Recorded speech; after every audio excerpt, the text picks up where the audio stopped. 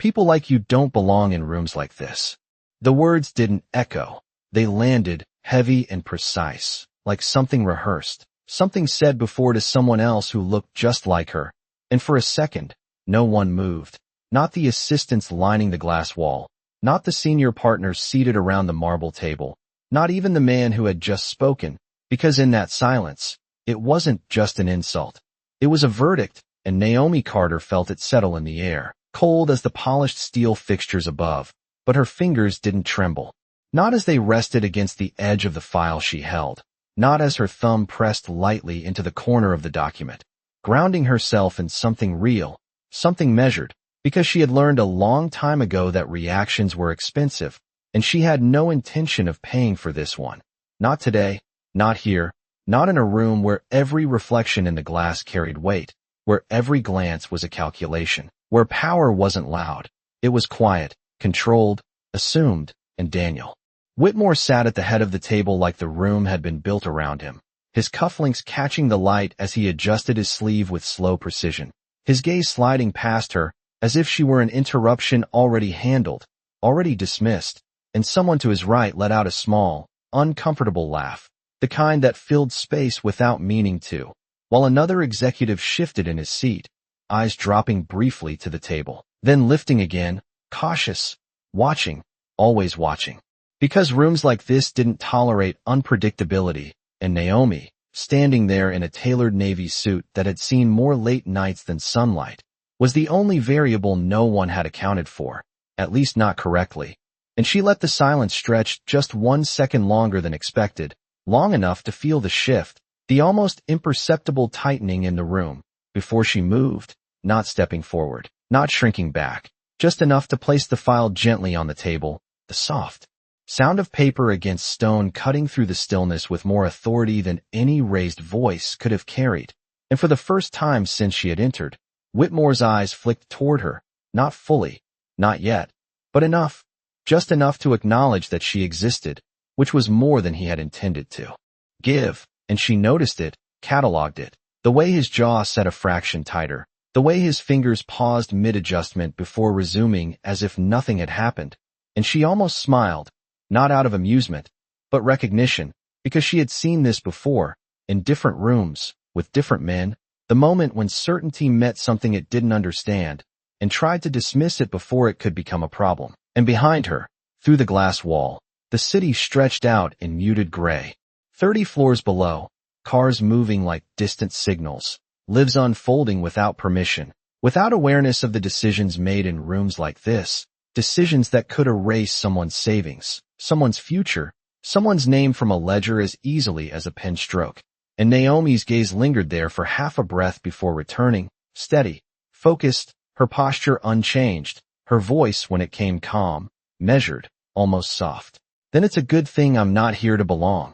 And the words didn't challenge him, didn't rise, didn't break the surface tension of the room, but they stayed, settling in the same space his had, and this time, the silence that followed wasn't dismissal. It was attention, subtle, reluctant, but real, and Whitmore leaned back slightly in his chair, studying her now with something closer to curiosity than contempt, though it hadn't replaced it, not yet, and he tapped once on the table, a small, controlled sound, as if resetting the rhythm of the meeting. You're wasting time, he said, but there was a question underneath it now, a fraction of something he hadn't intended to show, and Naomi saw it, not in his words, but in the pause before them, and she didn't answer immediately, didn't rush to fill the space, because timing, like truth, mattered more when it was chosen, and somewhere down the table, a page turned, quiet but sharp, someone else beginning to look, really look, at the document she had placed down, and the room, still polished, still controlled, shifted just enough to feel it, like a current changing direction beneath calm water. And Naomi stood there, unmoved, as if she had always belonged exactly where she was. Walk us through page 14, one of the senior partners said, his voice careful, almost neutral, but it carried farther than it should have in a room this controlled, and Naomi did not turn immediately. She let the request settle, let the attention shift fully toward her before she moved, her hand sliding the document an inch forward across the marble surface, aligning it with the edge as if precision itself could speak for her, and she stepped closer to the table, not invited, not stopped, just present, her heels making a soft, deliberate sound against the polished floor, each step measured, unhurried. And the screen at the far end of the room still displayed the financial projections in clean, confident lines, numbers that promised growth, stability, certainty, everything investors liked to hear, everything that made men like Whitmore untouchable. And Naomi lifted her gaze from the page to the screen, then back again, connecting the two without saying it out loud, because she did not need to. Not yet. The adjustment clause, she said, her voice even, almost conversational, as if she were pointing out something minor, something easily overlooked. It appears standard, but the language shifts control in a way that is not immediately visible. And a few heads turned, not dramatically, just enough to acknowledge that something had changed, and Whitmore exhaled through his nose, a quiet sound, impatient, dismissive. "We have already reviewed that section," he said, his tone flat, final. But Naomi did not look at him. Not yet. She kept her focus on the document, her finger resting just above the line in question without touching it, as if the space itself mattered. "You reviewed the wording," she replied, still calm, "but not the sequence." And that word lingered, sequence, unfamiliar in this context. And the partner who had spoken earlier leaned forward slightly, adjusting his glasses, pulling the document closer to him. And for a moment, no one spoke, not because they agreed, but because they needed to check, needed to confirm, and the quiet that followed was different from before. Less dismissive, more cautious, like a door that had been closed was now slightly open, and Whitmore's fingers tapped once against the table, then stilled, his gaze narrowing just enough to show that he was listening despite himself. "Explain," he said, not an invitation, not a request, but Naomi took it anyway, because she had been waiting for it. "If the performance metrics are not met within the first quarter," she continued, her voice steady, "the liability shifts to the acquiring entity under subsection C, but subsection D allows for a retroactive interpretation of compliance based on internal review." And she paused there, just long enough, letting the implication surface on its own. And across the table, someone flipped a page, faster this time, scanning, checking, recalculating in real time, and the faint hum of the air conditioning suddenly felt louder, filling the gaps between breaths, between thoughts. "That is standard protection," Whitmore said, but there was a fraction less certainty in it now, a slight delay before the words landed. And Naomi finally looked at him, not confrontational, not challenging, just direct. "Only if both clauses are independent," she said softly. "Here, they are not." And the partner's pen stopped mid-note, hovering above the page, and another executive leaned closer to the screen, as if the numbers might change if he stared long enough. And Whitmore shifted in his chair, barely, but enough to break the stillness he had maintained until now. And for the first time, the room did not immediately return to him. It stayed where it was, balanced between doubt and realization, and Naomi felt it. The shift, subtle but undeniable, like the first crack in something that had always seemed solid, and she did not push further, did not press the point. She simply stepped back half an inch, giving the space back to them, to their own conclusions, because the truth, when seen, did not need to be forced. It only needed to be recognized, and somewhere near the end of the table, a quiet voice said, almost to itself, "That would reverse the exposure." And no one laughed this time. "Say that again," Whitmore said, but this time his voice did not cut through the room the way it had before. It landed slower, heavier, as if it had to pass through something first, something that had not been there a minute ago. And Naomi did not rush to repeat herself. She let the silence stretch just long enough for the others to keep reading, to keep tracing the lines with their own eyes, because once they saw it themselves, it would no longer belong to her. It would belong to the room. And that was when it mattered, when it became undeniable. And the partner at the far end leaned back slightly, his chair letting out a soft creak that sounded louder than it should have, his expression shifting from curiosity to something closer to concern.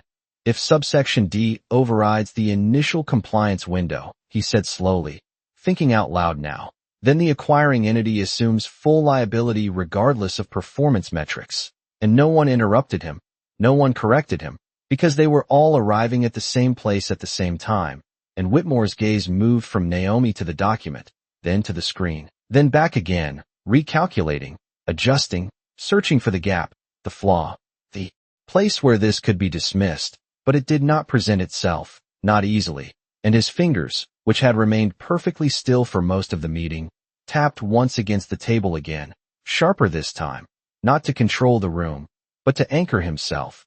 That interpretation assumes intent, he said, his tone tightening just enough to signal resistance. These agreements are structured with flexibility, and Naomi nodded slightly, acknowledging the point without conceding anything. Flexibility requires symmetry, she replied, her voice still calm, still measured. This clause creates asymmetry. And the word lingered, precise, technical, difficult to argue without exposing something else, and one of the younger associates glanced toward Whitmore before quickly looking back down, as if seeking confirmation that the ground had not shifted beneath them, but it had, just enough. And the air in the room felt different now, less controlled, more uncertain, like a system, recalibrating in real time. And Naomi stepped half a pace back again, not retreating, just allowing the focus to move where it needed to go, because this was not about her being right. It was about them realizing they might be wrong, and that realization carried its own weight, its own consequences. And Whitmore leaned forward slightly, his elbows resting on the table now, breaking the perfect posture he had maintained earlier, his eyes narrowing as he studied the document more closely, not scanning anymore, but reading, line by line, word by word, and for the first time, the room watched him instead of the other way around, and it was subtle, almost invisible, but it was there, a shift in gravity, a redistribution of attention, and Naomi saw it, felt it, cataloged it the same way she had cataloged everything else, every pause, every glance, every hesitation, because patterns mattered, especially when they started to break, and somewhere near the middle of the table, a quiet voice said, barely above, a whisper, "This would expose us to full downside risk," and no one corrected that either. And Whitmore's jaw tightened for just a fraction of a second before smoothing again, his expression returning to something controlled, something practiced, but the delay had been there, the gap between reaction and response. And Naomi did not miss it, she never did, and she let her gaze rest on him for a moment longer than necessary, not challenging, not accusing, just present, as if she were waiting, not for permission, but for the next move, and the room, still silent, still watching, seemed to do the same. Whitmore closed the document with a soft but deliberate motion, the sound of paper meeting itself sharp in the quiet room, and for a moment he did not look at anyone, not the partners, not the associates, not even Naomi, his gaze fixed instead on the polished surface of the table as if the reflection there might offer something the text had not. And when he finally spoke, his voice had changed, not louder, not harsher, but tighter, controlled in a way that suggested effort rather than ease. "Who drafted this revision?" he asked, and the question did not float, it landed directly, forcing the room to respond, and a man 2 seats down shifted in his chair, clearing his throat before answering. It came through external counsel, late adjustment before final review, and Whitmore's eyes flicked toward him, sharp now, measuring, and no one flagged the dependency between subsections, he continued, and no one answered immediately, because the answer was already visible in the silence.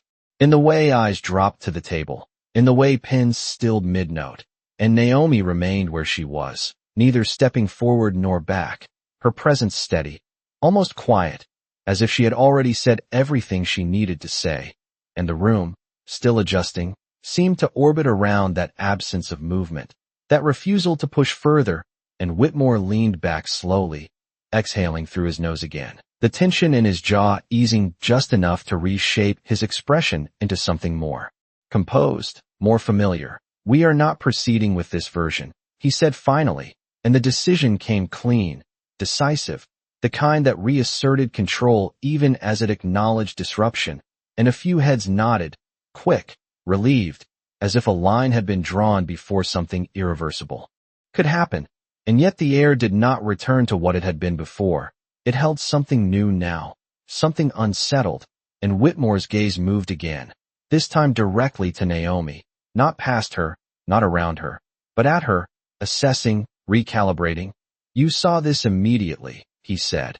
And it was not quite a question, not quite an accusation, but something in between, something searching. And Naomi met his gaze without hesitation, her expression unchanged. It stood out, she replied simply.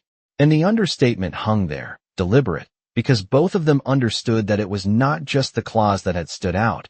It was the pattern, the structure, the intent beneath the language, and Whitmore studied her for a second longer than necessary. The room quiet again, but not the same kind of quiet as before, this one sharper, more focused, as if everyone present was now listening for something else, something beneath the conversation, and he tapped his finger once against the table, slower this time, almost thoughtful. What is your name? He asked, and the question shifted the dynamic in a way that was almost imperceptible but undeniable, because moments ago, she had not been worth acknowledging, and now the room waited for her answer, not out of courtesy, but out of interest, and Naomi did not rush it. She let the question settle, let the weight of it register before she spoke. Naomi Carter, she said, her voice steady, and Whitmore repeated it once under his breath, as if testing it, as if committing it to memory. And for the first time since the meeting began, the hierarchy in the room felt less certain, less fixed, not broken, but altered, like something that had shifted just enough that it could not return to its original position.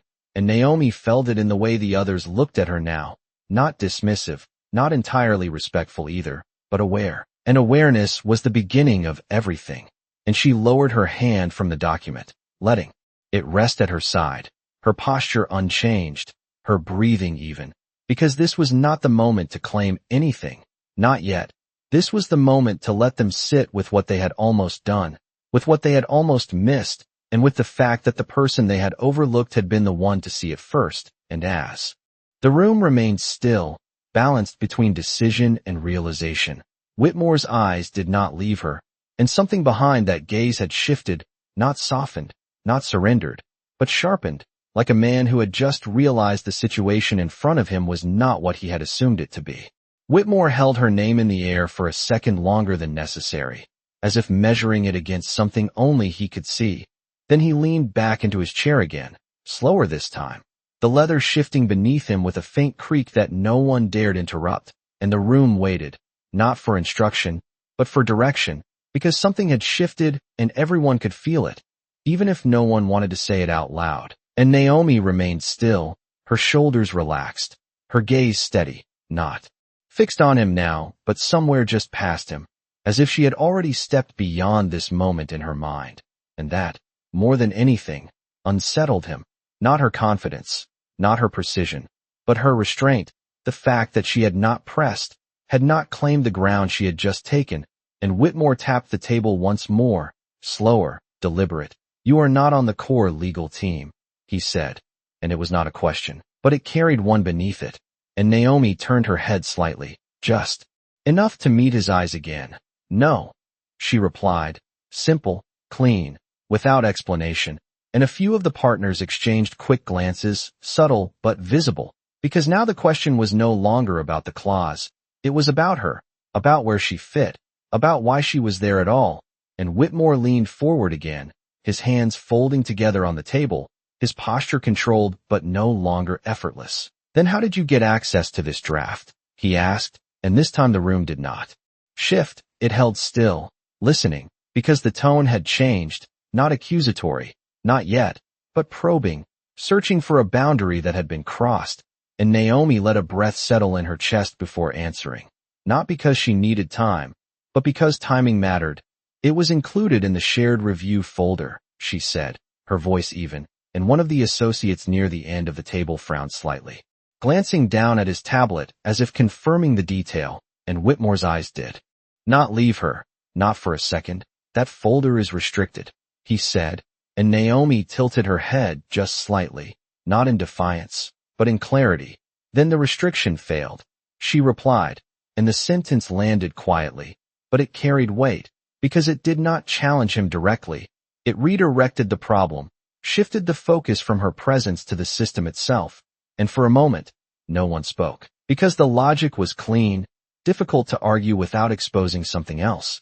And Whitmore's jaw tightened again, just a fraction, before smoothing, his gaze narrowing as he recalibrated, and Naomi saw it, the adjustment, the way he moved from dismissal to analysis, from certainty to calculation, and she remained where she was, not advancing, not retreating, allowing him to close the distance if he chose to, because power, real power, was often revealed in who moved first, and the room felt it. The quiet tension stretching between them like a line that had not yet been pulled tight, and somewhere behind the glass wall, a faint reflection caught the light, Naomi's silhouette blending with the city beyond, and for a brief second, she remembered another room, smaller, older, the hum of a ceiling fan instead of filtered air, her mother sitting at a kitchen table with papers spread out, numbers circled in red, confusion turning slowly into something heavier, something final, and Naomi blinked once, grounding herself back in the present,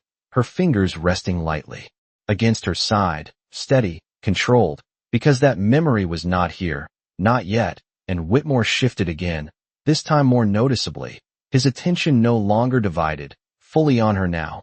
You noticed a structural flaw that my entire team missed, he said, and there was something different in his voice now, not respect, not approval, but recognition. The kind that came when someone realized the situation in front of them was no longer what they had assumed, and Naomi held his gaze, her expression unchanged. It was not hidden, she said softly. It was just not expected, and the words settled into the room, quiet, precise, and no one laughed, no one moved, because the truth in them was not comfortable, and Whitmore exhaled slowly, leaning back once more, but this time the movement did not restore the balance. It confirmed the shift, and the room, still silent, seemed to understand that something more than a contract had just been revealed, something about attention, about assumption, about who gets seen and who does not, and Naomi stood there, calm, present, as if she had always been exactly where she needed to be, even when no one else had noticed. Who else saw this before today? Whitmore asked, and the question came out quieter than the ones before, not directed at Naomi this time, but at the room itself, as if he was testing the edges of something that had already started to shift, and no one answered immediately, because the answer was already written in their hesitation, in the way one partner adjusted his tie without speaking, in the way another scrolled through his tablet a second time, as if the text might change if he looked again, and Naomi remained still, her posture unchanged, her presence no longer questioned but not yet understood, and the air in the room carried that tension, thin and precise, like a line drawn but not crossed, and Whitmore's gaze moved slowly across the table, landing briefly on each face, measuring, recalculating, before returning to her, and there was something different now, something sharper, not suspicion exactly, but awareness, the kind that comes when a pattern breaks and cannot be ignored. You said it was not hidden, he continued, his voice steady but no longer dismissive. So tell me what made you look there. And this time it was a question, clear, direct, and the room leaned into it without moving, because now they wanted to know, not just what she saw, but how she saw it. And Naomi let the moment settle, her fingers brushing lightly against the side seam of her jacket, grounding herself in something simple, something physical, before she spoke, because it does not match the rest, she said, her tone even, and a faint crease appeared between Whitmore's brows. Explain, he said, and Naomi glanced briefly at the screen again, then back to the document, connecting them the same way she had before. The projections assume linear risk distribution, she continued, but that clause introduces conditional reversal without proportional adjustment, and the words were technical, precise, but she did not rush them. She let each one land, let the room follow the logic step by step, and one of the associates nodded almost unconsciously, recognizing the structure as she described it. It breaks the pattern, she added softly, and that was when it settled, not as an argument, but as recognition, because patterns, once seen, could not be unseen, and Whitmore leaned back slightly, his eyes narrowing as he processed it. Not just the flaw, but her explanation, the clarity of it, the way she had arrived there without hesitation, and the room felt it too. That quiet shift from doubt to acknowledgement, not spoken, not formal, but real. And Naomi did not press further. She did not expand. She simply let the silence hold the conclusion. because forcing it would diminish it.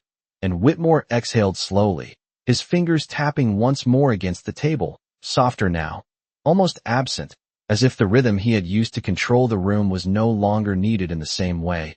"And you noticed this immediately," he said.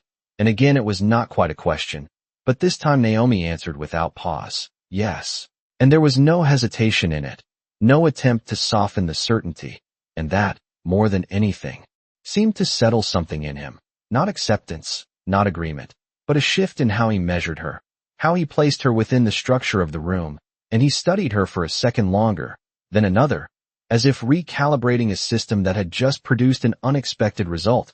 And behind the glass wall, the city continued without pause, traffic moving in steady lines, lights shifting in distant buildings, unaware of the quiet recalculation happening 30 floors above, and Naomi felt the weight of that moment, not as pressure, but as alignment, as if something long set in motion had just reached the point where it could no longer be ignored, and she remained exactly where she was, not advancing, not retreating, allowing the room to adjust around her, because she did not need to claim space that had already begun to open on its own.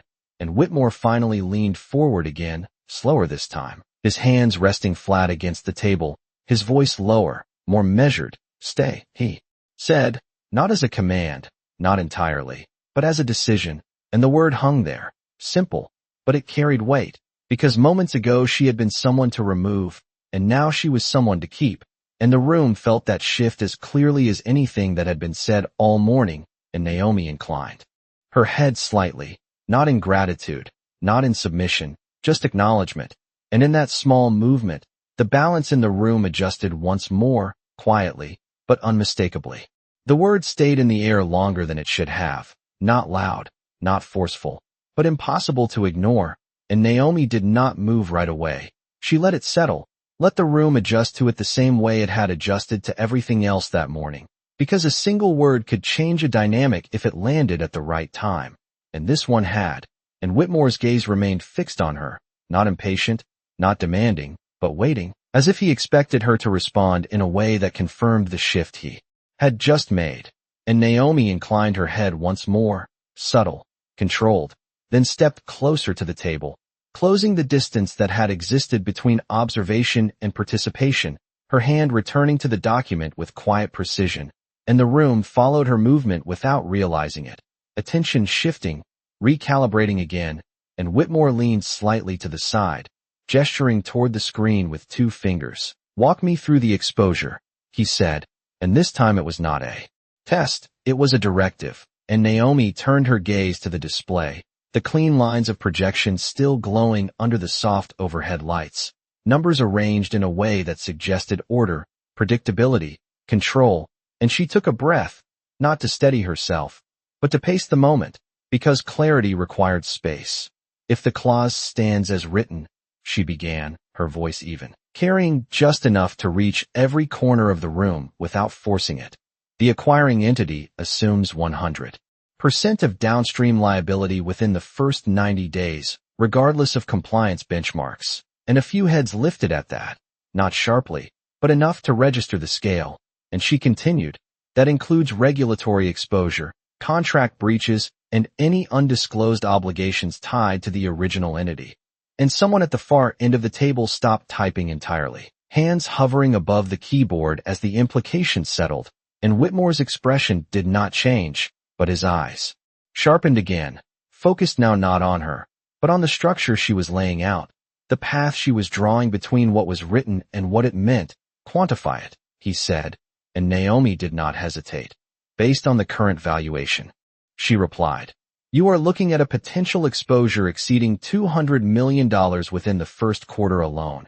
And the number did not echo. It did not need to. It simply sat there, heavy, precise, and the room absorbed it in silence, the kind of silence that did not question, only processed, and Whitmore's fingers pressed flat against the table. No tapping now, no rhythm, just stillness, and for a brief moment, the control he had carried into the room shifted again, not lost, but redistributed, because information, once clarified, had its own gravity, and Naomi let the silence hold, did not rush to fill it, because the weight of the number needed space to settle, needed time to be understood, and she glanced once more at the document, then back to the room, her posture unchanged, her presence steady, and one of the partners leaned forward, his voice lower now, almost cautious. "And without that clause?" he asked, and Naomi nodded slightly, already anticipating the question.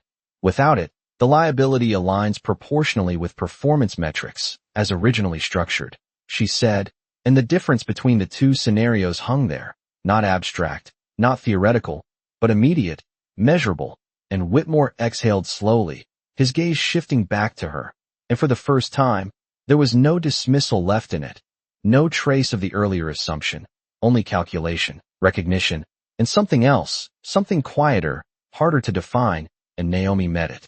Without reaction, because she had not come for acknowledgement. She had come for clarity, and now that clarity was in the room, undeniable, irreversible, and the glass walls around them reflected it all back in fragments, light catching on polished surfaces, on still hands, on faces that were no longer certain, and Naomi stood there, grounded, precise, as if she had always been part of the equation, even when no one had thought to include her. The number did not need repeating. It lingered in the room like a weight no one could move around, and for a moment, even the soft hum of the building seemed to fade beneath it, as if the structure itself understood what had just been placed on the table, and Whitmore remained still, his hands flat, his gaze fixed somewhere between the document and the screen, not searching anymore, not scanning, but holding, as if the clarity Naomi had laid out had removed the option to look away, and across the table. One of the partners slowly closed his tablet, the faint click of the case snapping shut sounding louder than it should have. A small, controlled surrender to the realization settling in, and Naomi did not speak. She let the silence expand, because this was the moment where understanding deepened without words, where each person in the room traced the consequence inward, calculating not just the financial exposure, but the decision that had almost been made. The signature that had almost been placed, the outcome that had nearly unfolded without resistance. And Whitmore finally leaned back again, slower than before, his shoulders lowering just slightly, not in defeat, but in adjustment, in the recalibration of a position that had shifted beneath him. And when he spoke, his voice was quieter, but more precise. "This was not accidental," he said, and it was not directed at Naomi, not entirely, but the room absorbed it as a statement rather than a question, and a few eyes lifted, uncertain, because intent carried a different weight than oversight, and Naomi's gaze moved briefly to him, then back to the document, her expression unchanged, because she had already reached that conclusion before she ever spoke, and Whitmore's eyes followed that movement, catching it, measuring it, and something in his posture tightened again, not outwardly, but enough to signal that the situation had moved beyond simple correction, beyond a drafting error or a missed detail. And one of the senior partners cleared his throat softly, his voice cautious. "We can request a revised draft, delay the signing," he suggested. But the words felt smaller now, insufficient against the scale of what had just been uncovered, and Whitmore did not respond immediately. He let the suggestion sit, then dismissed it with a slight movement of his head, not dismissive, but decisive. "No," he said, and the room stilled again. "We do not move forward until we understand who structured this and why." And the shift in language was subtle but critical, from what to who, from error to intent, and Naomi felt it. The line being drawn in a different place now, deeper, more deliberate, and she remained where she was, not stepping into the space he had just opened, not claiming the direction he had begun to take, because this was not her move, not yet, and Whitmore's gaze returned to her once more, steady, focused, and there was something new there, not just recognition, but a quiet question forming beneath it, something he had not yet asked but was beginning to consider, and Naomi met that gaze without flinching, without softening, because she understood the shift as clearly as he did, the moment when a situation stopped being what it appeared and became something else entirely, something layered, something deliberate, and behind her, the reflection in the glass showed the room from a different angle, the same table, the same people, but altered, as if the perspective itself had changed, and Naomi stood within that reflection, still, grounded, her presence no longer incidental, no longer overlooked, but central in a way that no one had anticipated.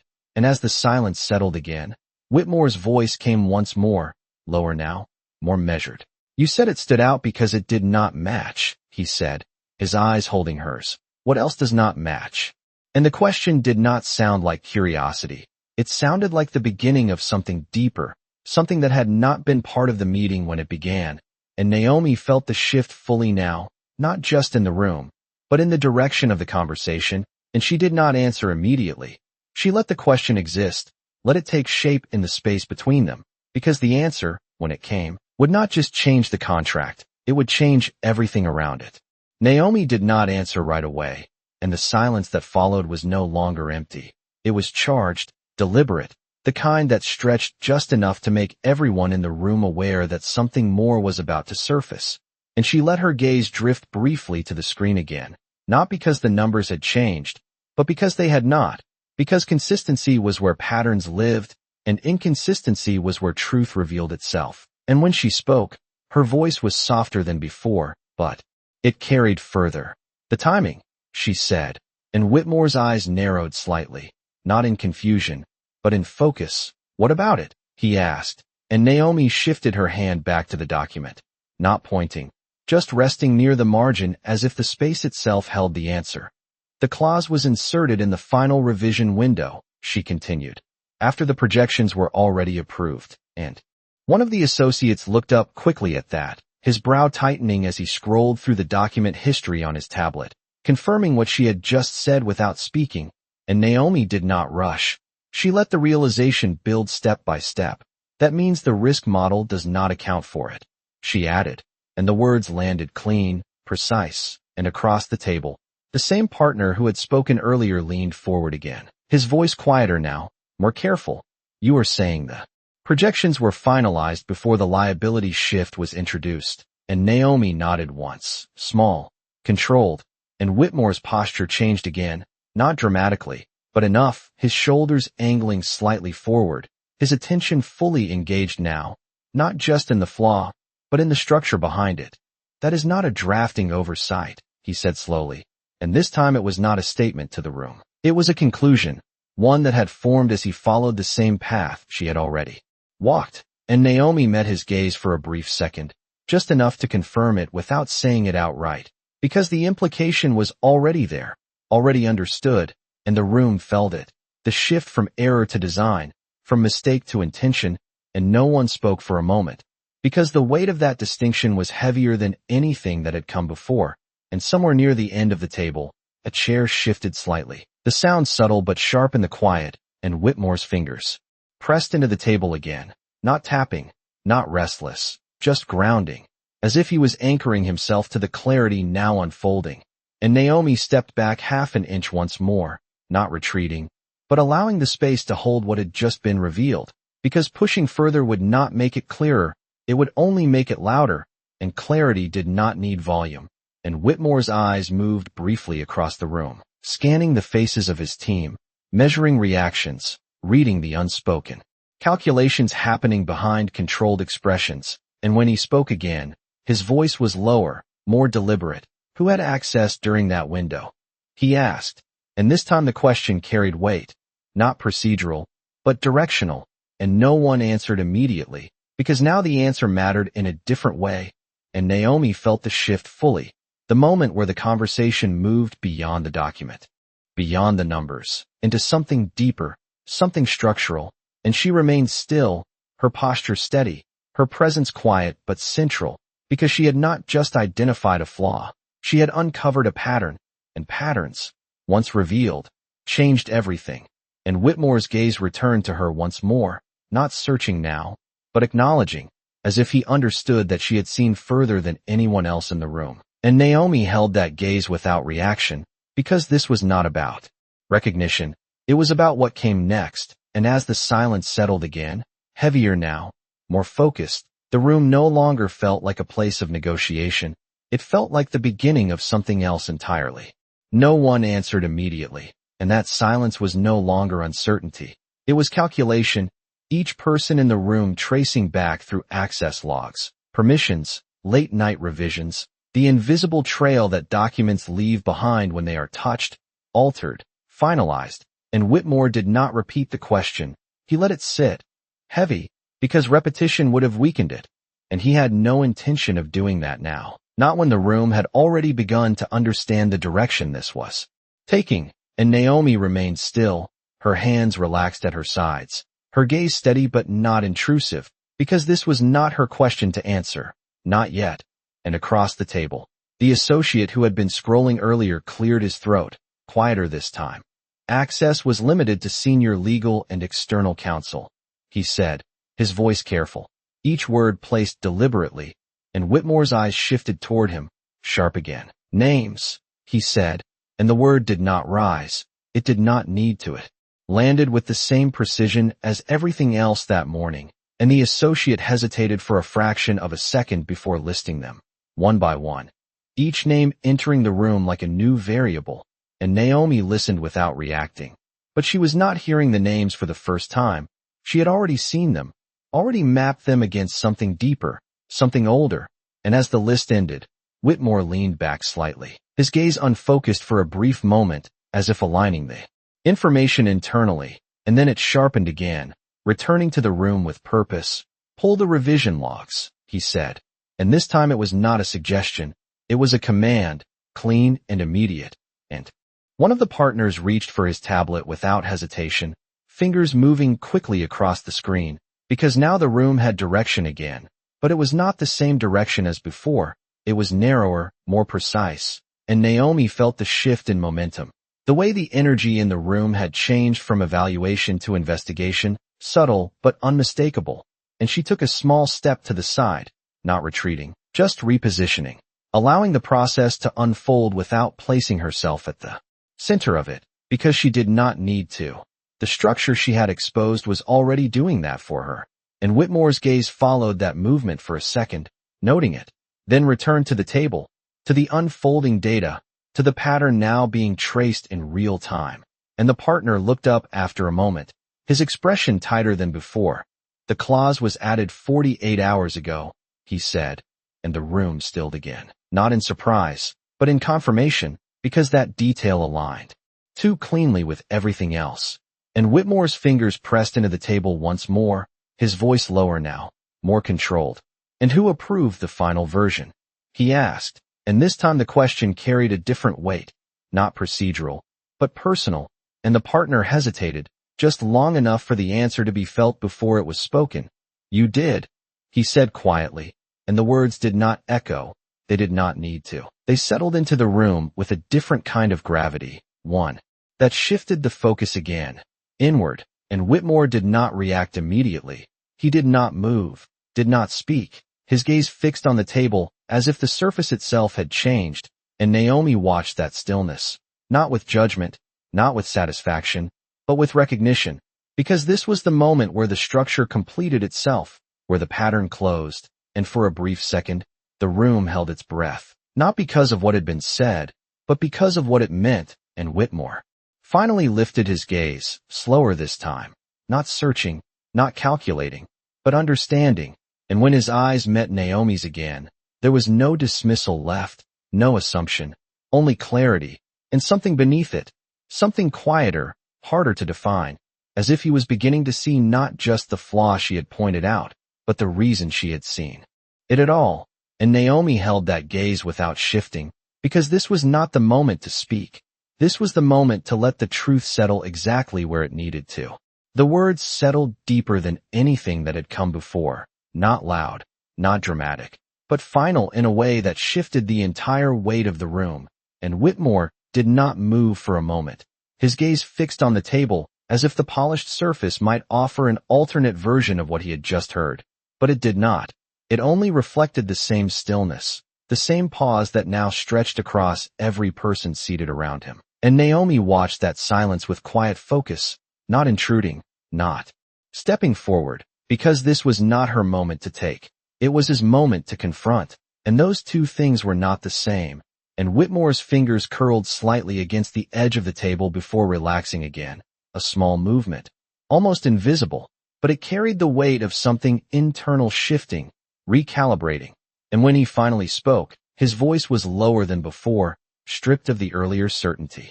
The approval came through at the end of a 14-hour review cycle. He said, not to defend himself, not exactly, but to place context around the decision, to create distance between intent and action, and one of the partners nodded faintly, as if acknowledging the reality of long hours and compressed timelines. But the explanation did not change the structure Naomi had already laid out, and Whitmore knew it. The room knew it, and Naomi remained still, her posture unchanged. Because she had not come to challenge his explanation, she had come to reveal the pattern behind it. And patterns did not dissolve under pressure. They clarified, and Whitmore lifted his gaze again, this time not to the room, but directly to her, holding it longer than before, as if searching for something beneath her composure, something that explained not just what she had seen, but why she had seen it first.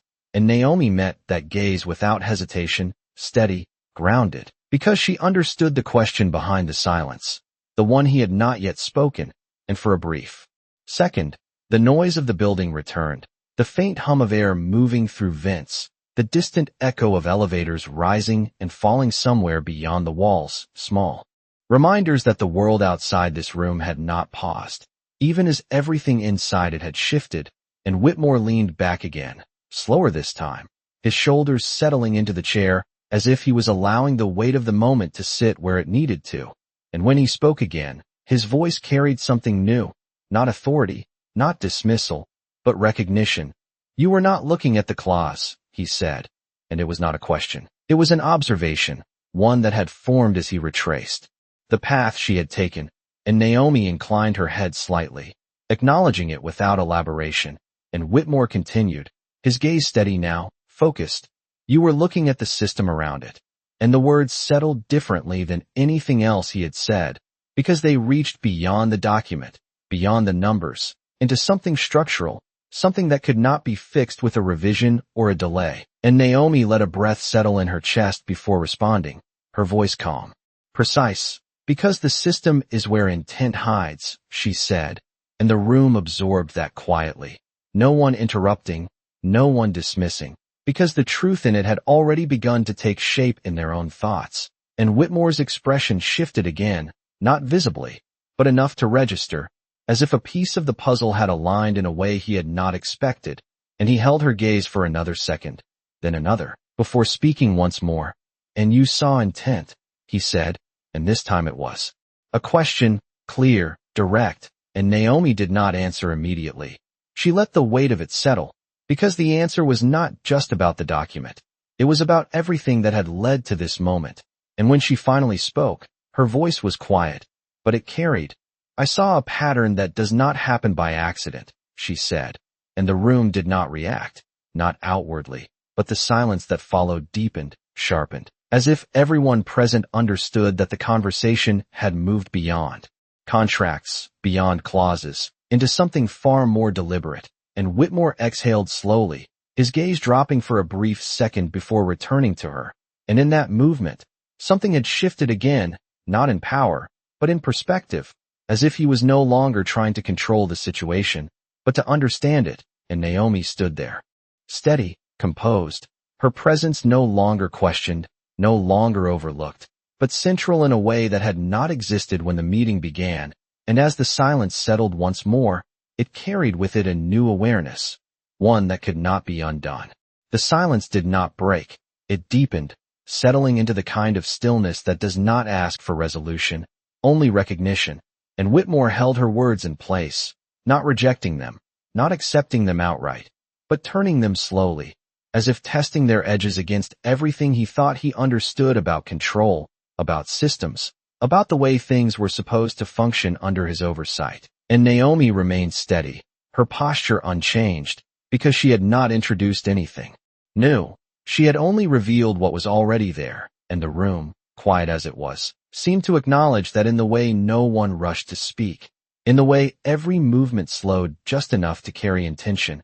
And Whitmore's gaze shifted briefly toward the glass wall, toward the city stretched out beyond it, lines of traffic moving with predictable rhythm, lights changing on schedules that could be mapped, forecasted, controlled, and for a moment, his expression softened into something more reflective, not visible enough to name, but present enough to register, and then it was gone, replaced again by the measured composure he carried into every room.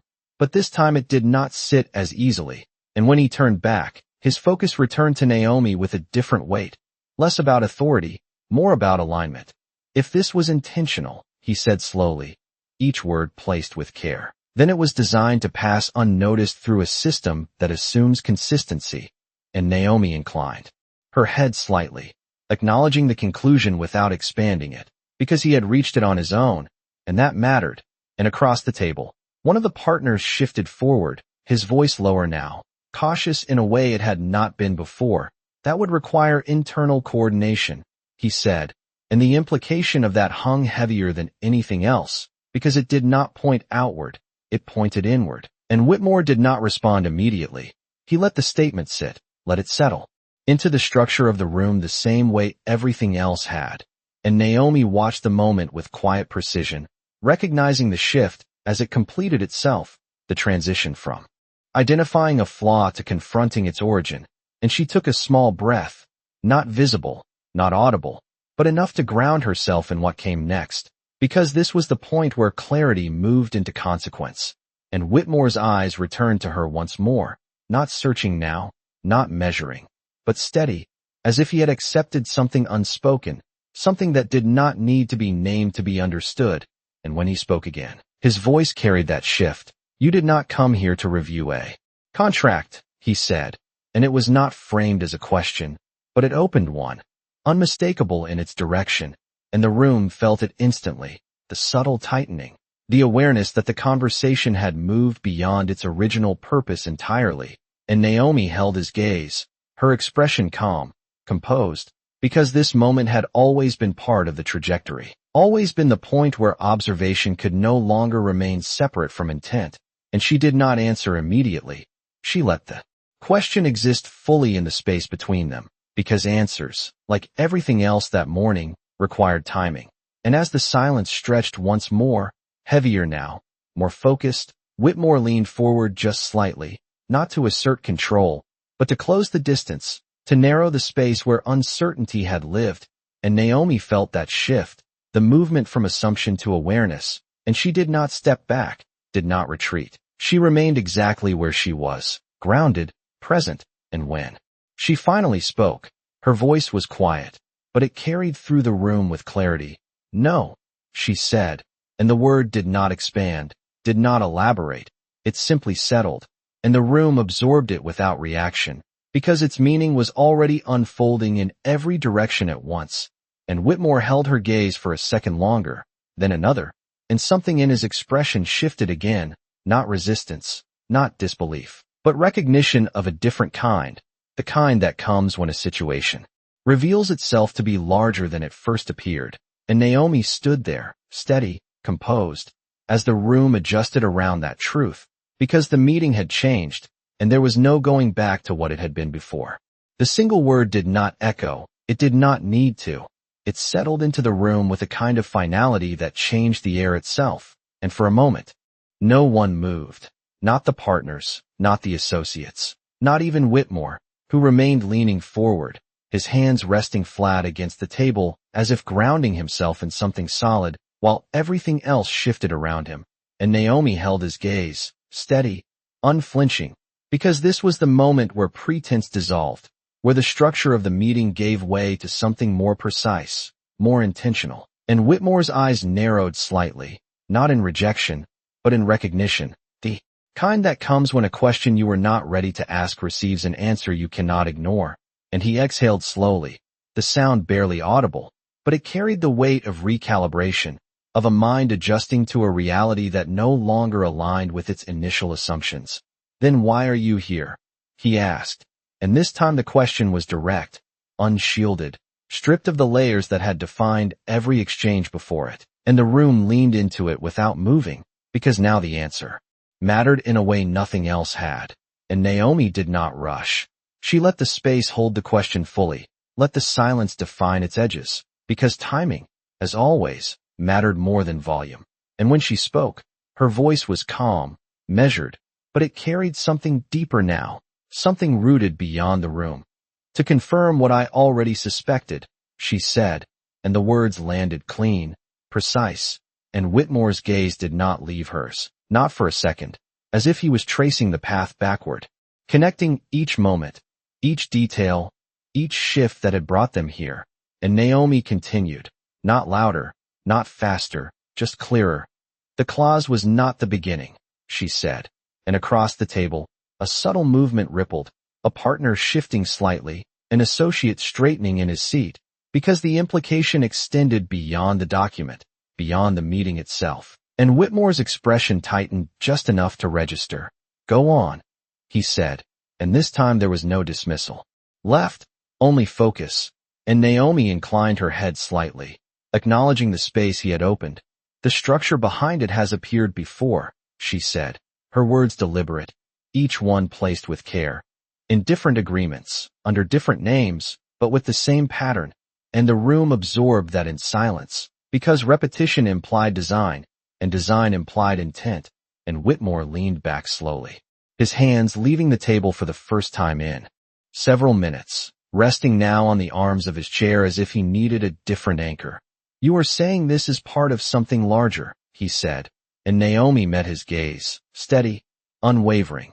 Yes, she replied, and the simplicity of it carried more weight than any elaboration could have, and for a moment, the room felt smaller, not physically, but in scope, as if the walls themselves had closed in around the realization that what had seemed like a contained issue was anything but, and Whitmore's eyes shifted briefly to the glass wall again, to the city beyond, but this time he did not linger. He returned his focus to her almost immediately, because the answer was no longer out there.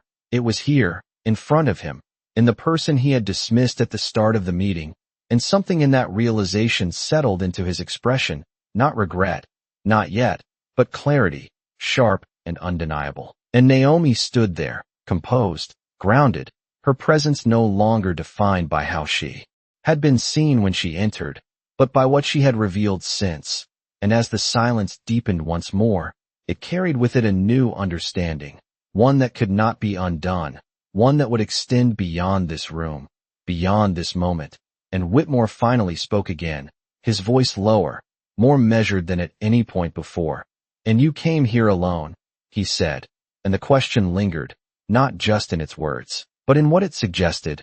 And Naomi held his gaze, her expression unchanged, because the answer, like everything else that morning, would land exactly where it needed to. And when she spoke, her voice was quiet, but it carried through the room with absolute clarity. No, she said, and this time, the silence that followed was not uncertainty. It was anticipation, the kind that comes just before something fully reveals itself. The word did not need explanation. It expanded on its own, filling the room with a quiet tension that pressed against every surface. And for a moment, no one moved. Not even Whitmore, who remained still in his chair, his eyes fixed on Naomi with a focus that had lost all trace of dismissal.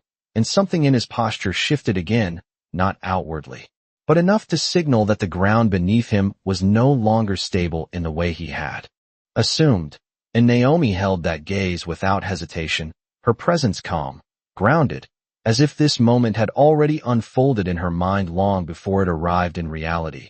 And then, without raising her voice, without changing her expression, she reached into the inner pocket of her blazer and placed a slim, dark folder on the table, the sound soft but precise, cutting through the silence with more clarity than anything spoken. And the room reacted not with movement, but with attention, every eye drawn to the object as if it carried its own gravity. And Whitmore's gaze dropped to it for a fraction of a second before returning to her, measuring, recalibrating, and Naomi did not open it immediately. She let it sit there, closed, intentional, because what was inside mattered less than the fact that it existed. And when she finally spoke, her voice was steady, controlled. This meeting was not the starting point, she said, and the words settled into the space between them, expanding the scope of everything that had come before. And across the table, one of the partners shifted slightly, his hand hovering near his tablet as if unsure whether to continue recording notes or stop altogether.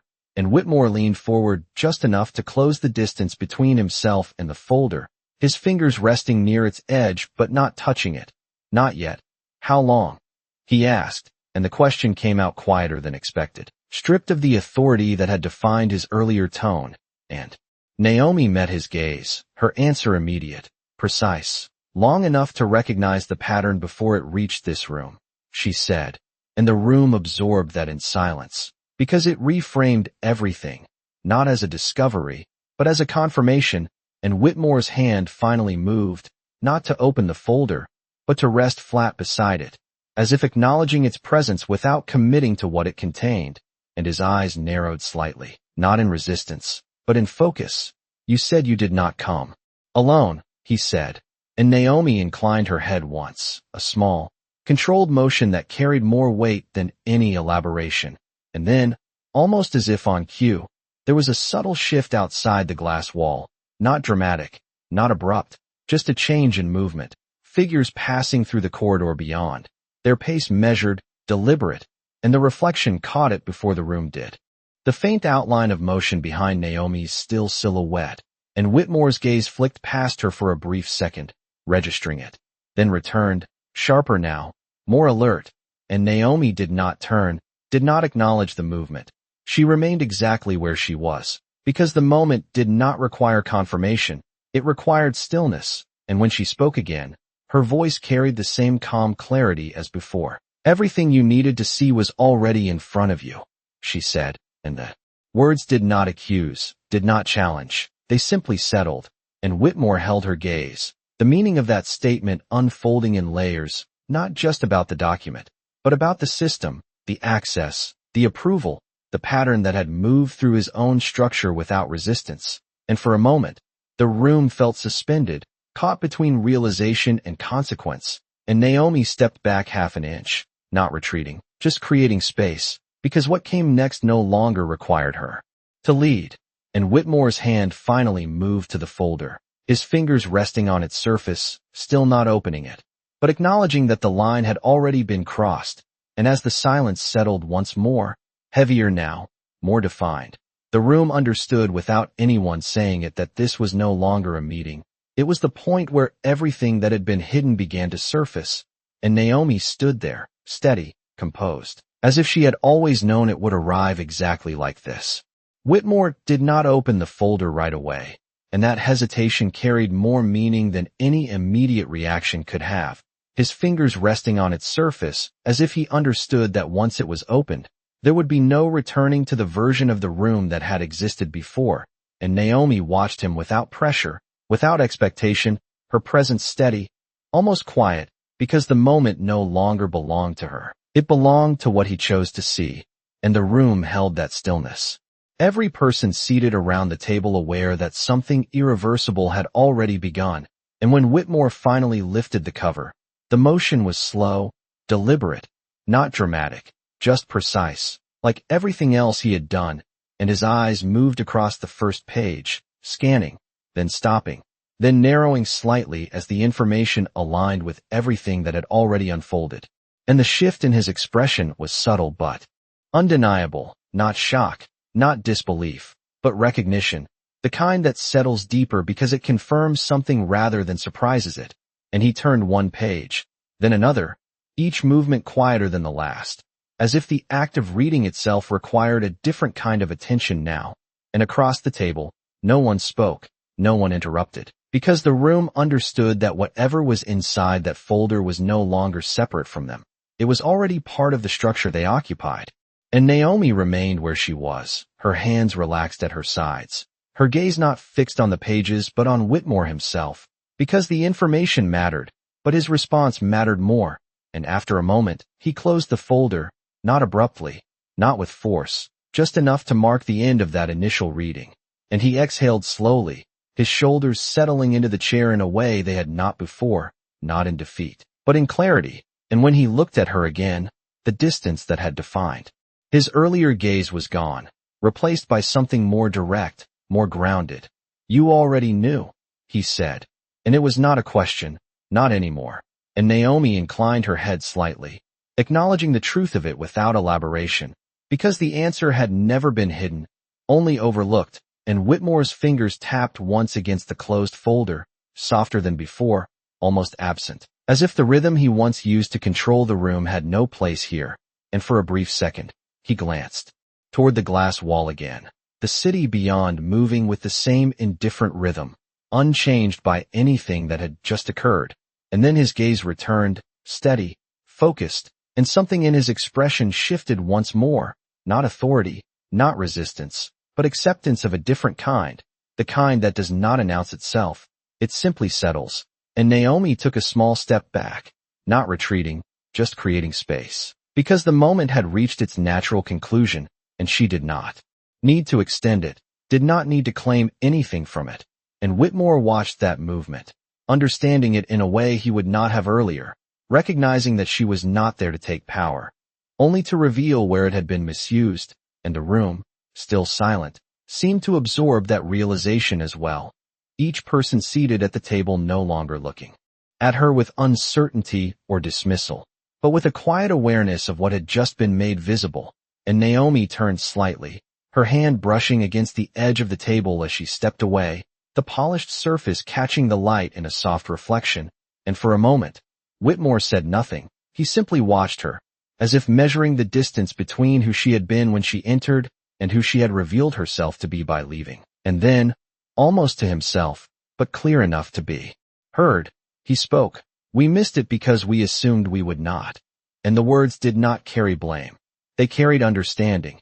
And Naomi paused just long enough to hear them, just long enough to let them settle, before continuing toward the door, her steps quiet, measured, and as she reached the threshold, the light from the corridor beyond softened the edges of the room behind her, and she did not look back, not because she could not, but because she did not need to. And Whitmore remained seated, his hand still resting on the closed folder, the weight of it no longer just information, but reflection. And in the silence that followed, the room felt different, not louder, not clearer, but more honest, as if something that had been hidden in plain sight had finally been allowed to exist without disguise. And Naomi stepped into the hallway, the door closing behind her with a quiet finality, leaving the room exactly where it was, but no longer the same.